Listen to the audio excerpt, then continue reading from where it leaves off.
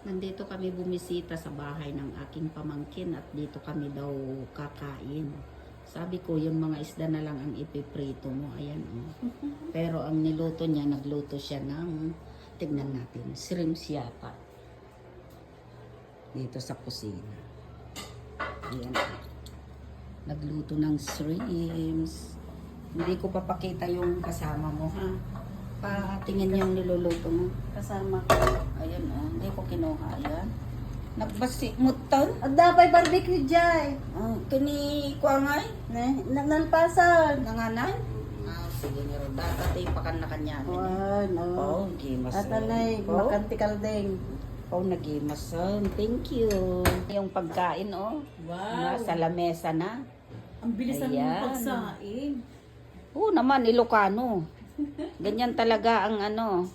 Yan, nakikain na naman kami. Mga lakwatsera talaga, nangangapit bahay. Kung saan naghahanap kung saan kami makarating. Kung sa hindi mo daw gagawin, Mm, pag ayan. nakaupo ka lang, wala. Wala. Na ano, dasal ka na. Itong pagkain,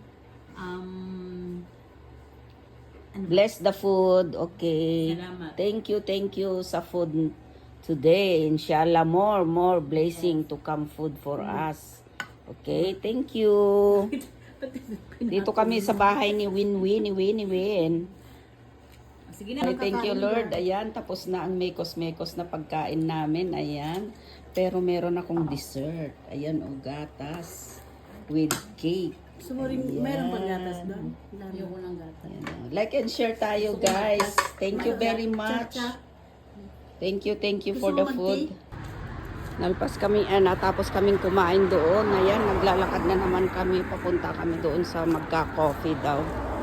Katapos namin kumain doon kina Winnie. Ay, Winnie. Palabas na naman kami. Ayan na naman ang mga tao.